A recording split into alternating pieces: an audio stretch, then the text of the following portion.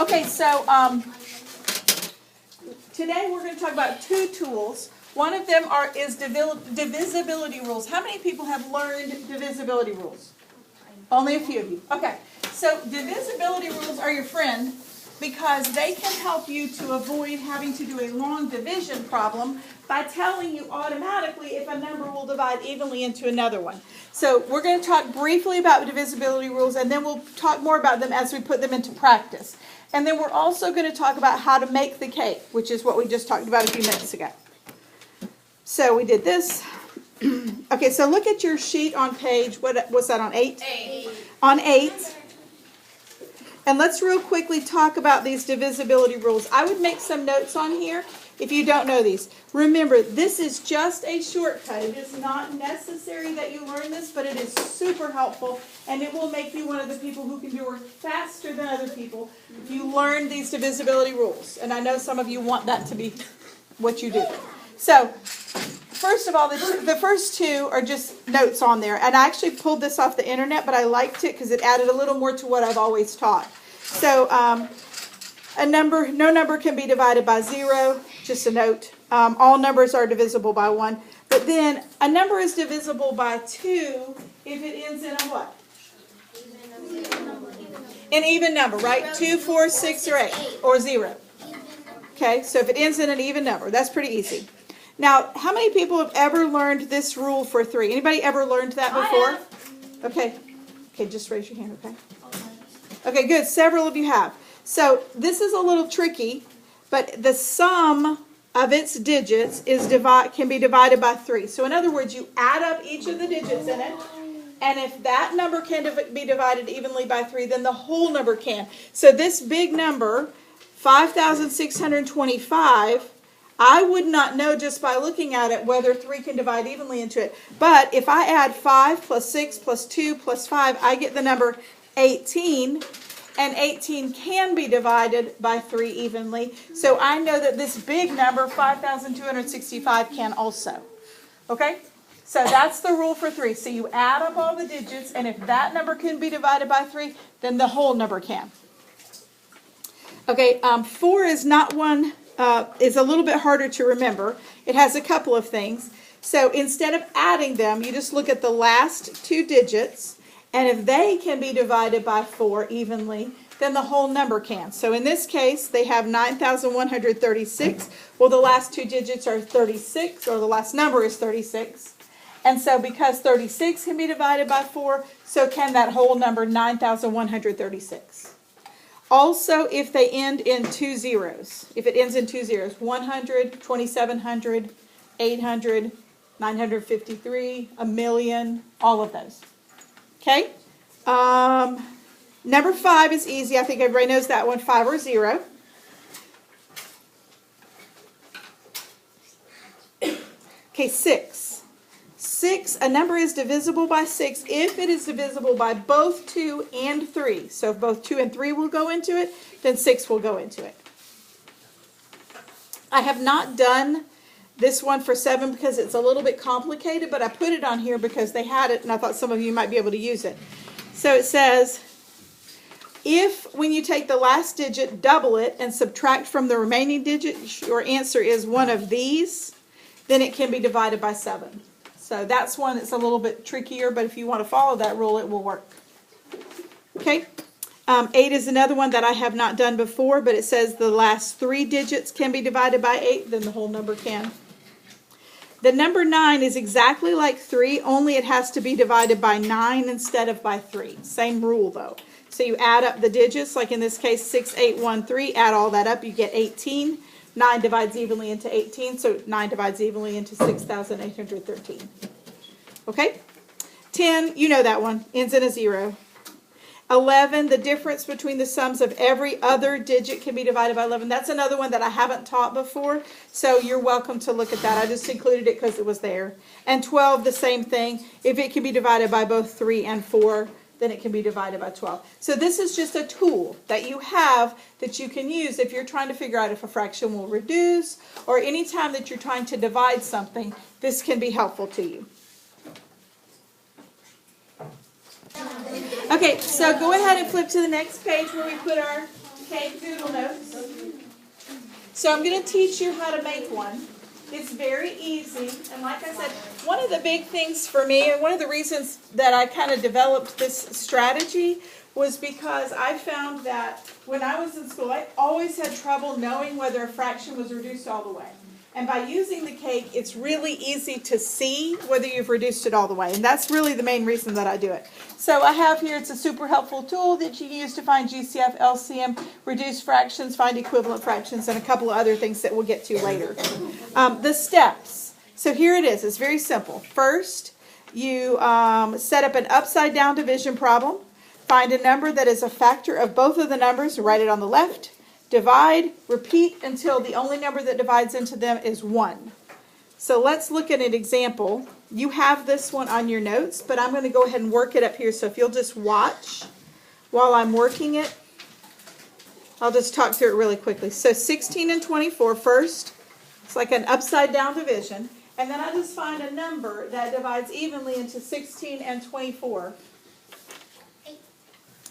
Now, I can use any number that divides evenly into both of them, but I'm just going to start with the smallest just to make it easy to see. Because sometimes people don't know where to begin, so they get a little bit frustrated. But always, if you start with the smallest, it's easy to find. So what's the smallest number that divides evenly into 16 and 24? 2, sorry, besides 1. But 2, yes. So 2 goes into 12 and 24. How many times does 2 go into, sorry, that was 16. 2 goes into 16 how many times? 8. And how about 24? 12. So you see, all I did was I divided that number into both of the others. Okay? Next step, do 8 and 12 have a common factor, a number that divides into both of them evenly? What's the smallest one? 2. Smallest one is 2. That 4 does work, but we're sticking with the smallest for right now. So 2 goes into 8 4 times. And how about 12? 6 times. Okay? Do 4 and 6 have a common factor? 2. Yep, 2 goes into both of them. So 2 goes into 4 2 times. 2 goes into 6 3 times. Now, 2 and 3, do they have a common factor besides 1? No, only 1, right? So, 1 and done. So when we get down to 1, we're done. So we put a 1 right here, and then we rewrite our 2 numbers at the bottom. Okay, now, those are all the steps to making the cake. Once we get to here, and I know there are no more factors, I've done everything I need to do. So now all it is a matter of finding the greatest common factor, least common multiple, and the reduced fraction, if we had that. So let's start with the greatest common factor. Remember, it was on the left. So we're going to multiply everything that's on the left together. So we have 2 times 2 times 2 times 1. That's 8. Okay?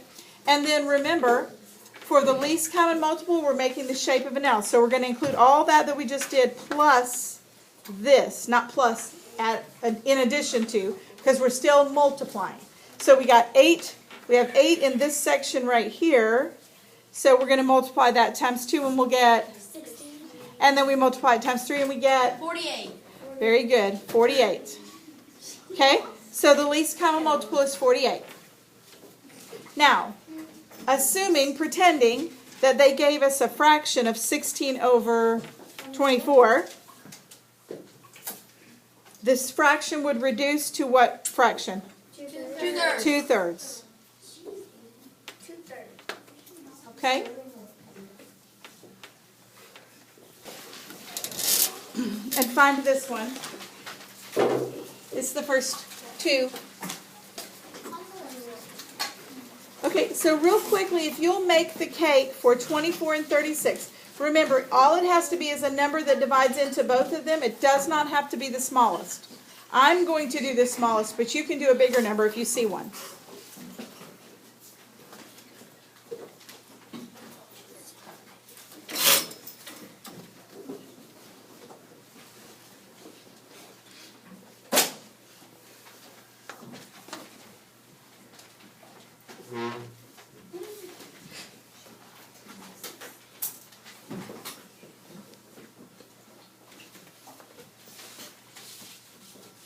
Okay, so once we've done the cake, let's go ahead and write down, and I forgot to put this on there, so if you'll write it, put GCF LCM doesn't matter. And then if we were going to reduce the fraction 24 over 36.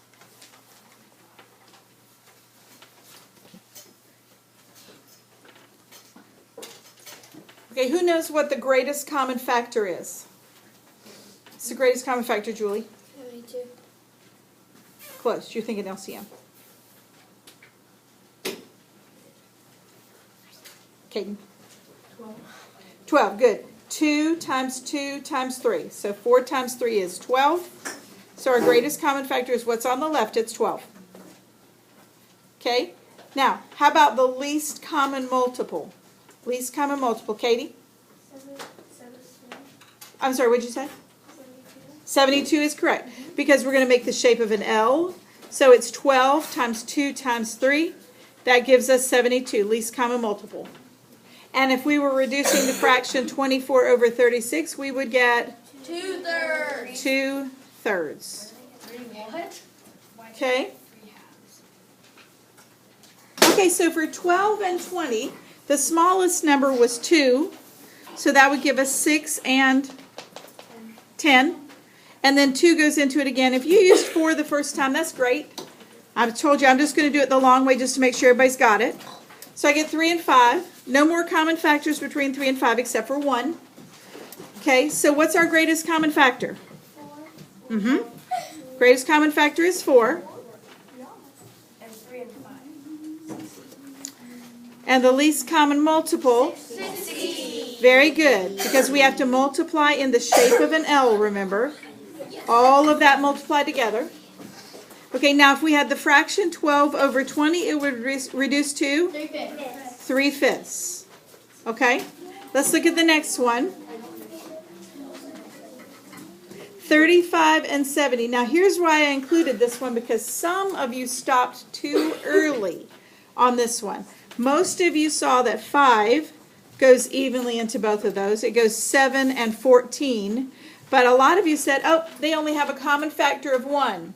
Okay, what concerns me about that is that these are multiples of 7. You should know these by heart. So both of these can be divided by the number 7. So that's 1 and 2. No more common factors. So we have 1 and 2. Now, our greatest common factor is on the left. It is 35. good.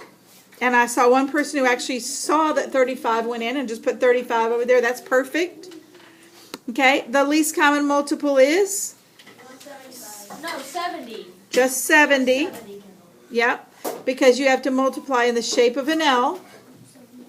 Okay, and then our reduced fraction is 1/2. Now, let's talk about the last one for a second. We had 6 and 11. So do 6 and 11 have any common factors besides 1? No. Nope. So 1 is the only one that goes into them. So we have 6 and 11. So our greatest common factor, it follows the same steps. Even though it looks different, our greatest common factor is? 1. 1. Thank you for yelling that so loudly. You're welcome. Our least common multiple is? 66. Good. Multiply the 3 numbers together. That gives us 66. And our reduced fraction is? 611. Yeah, in other words, it doesn't reduce.